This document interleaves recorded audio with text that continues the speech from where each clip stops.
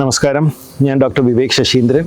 ഇന്ന് നമ്മുടെ ഈ എപ്പിസോഡിൽ നമുക്ക് നമ്മുടെ സബ്സ്ക്രൈബേഴ്സിൽ നിന്ന് വന്ന ചില ക്വസ്റ്റ്യൻസ്, അതിലൊന്ന് കൊളസ്റ്റിറ്റോമയെക്കുറിച്ച് കുറച്ചും കൂടെ ഡീറ്റെയിൽഡ് ആയിട്ട് പറഞ്ഞു തരാമോ? അപ്പോൾ ഞാൻ കൊളസ്റ്റിറ്റോമയെക്കുറിച്ചൊരു ഡീറ്റെയിൽ വീഡിയോ നേരത്തെ ചെയ്തിട്ടുണ്ട്. എന്താണ് കൊളസ്റ്റിറ്റോമ?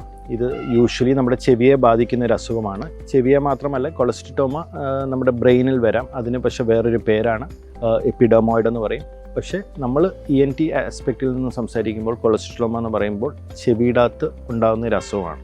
അതായത് ചെവിയിൽ നിന്ന് പഴുപ്പ് വരാം, സ്മെല്ല് വരാം, രക്തം വരാം, അതുകൂടാതെ കേൾവി കുറവുണ്ടാകും.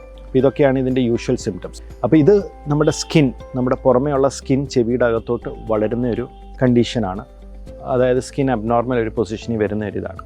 അപ്പോൾ ഇതിൻ്റെ ഒരു പ്രോബ്ലം എന്ന് വെച്ചാൽ ഇത് എക്സ്റ്റെൻസീവാണ്, അഗ്രസീവാണ്, ഇത് ബോണിനെ നശിപ്പിക്കും. അപ്പം അതുകൊണ്ട് തന്നെയാണ് ഈ ഒരു ഡിസ്ചാർജ് ഇത് ഉള്ള പേഷ്യൻസിനൊരു പ്രത്യേക ഒരു സ്മെല്ല് കാണും. അപ്പോൾ ഇതിന് മെഡിക്കൽ ട്രീറ്റ്മെൻ്റ് ആയിട്ട് യാതൊന്നുമില്ല. ഇതിന് പ്യുവർലി ഒരു സർജിക്കൽ ഡിസീസാണ്. പിന്നെ ഇത് അഡൽട്സിലും വരാം, പീഡിയാട്രിക് പോപ്പുലേഷൻ അതായത് കുട്ടികളിലും വരാം. എന്നാൽ അഡൽട്സിൽ വരുന്ന കൊളസ്റ്റിറ്റോമയും കുട്ടികളിൽ വരുന്ന കൊളസ്റ്റിറ്റോമയും തമ്മിലൊരു വ്യത്യാസമുണ്ട്. പീഡിയാട്രിക് കൊളസ്റ്റിറ്റോമ അതായത് കുട്ടികളിൽ വരുന്ന ഈ കൊളസ്റ്റിറ്റോമ വളരെയധികം അഗ്രസീവാണ്. അതായത് എക്സ്റ്റെൻസീവ് ബോൺ ഡിസ്ട്രക്ഷൻ, ആ ബോണും ആ പരിസരവും എല്ലാം വളരെയധികം എക്സ്റ്റെൻസീവായിട്ട് ഇത് നശിപ്പിക്കുകയും ഈ പറഞ്ഞ പോലെ കോംപ്ലിക്കേഷൻസ് വരാനുള്ള സാധ്യതകൾ കൂടുതലാണ്.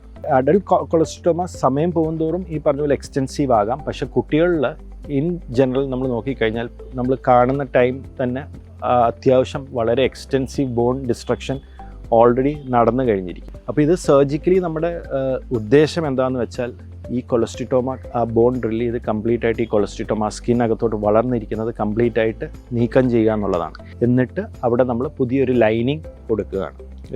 ആ ക്യാവിറ്റി മൊത്തം നമ്മൾ പുതിയൊരു ഗ്രാഫ്റ്റ് ഇട്ട് ലൈൻ ചെയ്യുകയും അവിടെ ഹെൽത്തി ടിഷ്യൂ വന്ന് കവർ ചെയ്യുക എന്നുള്ളതാണ് നമ്മൾ ഇതിൻ്റെ ഒരു ഉദ്ദേശം. അപ്പം ഒരു പക്ഷേ ഞാൻ വിശ്വസിക്കുന്നു ആ ചോദ്യം ചോദിച്ച വ്യക്തിക്ക് ഞാനിപ്പം ഇതിനകത്ത് അതിൻ്റെ ഡീറ്റെയിൽഡ് ആയിട്ടുള്ള എക്സ്പ്ലനേഷൻ തന്നിരിക്കുന്നത് എന്താണ് അഡൽട്ടും പീഡിയാട്രിക് കൊളസ്റ്റിറ്റോമാസ് തമ്മിലുള്ള വ്യത്യാസം. തീർച്ചയായിട്ടും ഇതൊരു മെഡിക്കൽ എമർജൻസിയാണ്. കൊളസ്റ്റിറ്റോമ ഡയഗ്നോസിസ് ഉണ്ടായാൽ നിങ്ങളത് വെച്ചുകൊണ്ടിരിക്കുകയല്ല. കാരണം ഒരു പക്ഷേ നമ്മളത് നേരത്തെ ടാക്കിൾ ചെയ്യുകയാണെങ്കിൽ നമുക്ക് പല കോംപ്ലിക്കേഷൻസും ഒഴിവാക്കാൻ പറ്റുന്നതാണ്. പിന്നെ വേറൊരു ചോദ്യം ഇതിനോട് തന്നെ അനുബന്ധിച്ച് വന്നിരുന്നത് സെക്കൻഡ് ലുക്ക് സർജറി.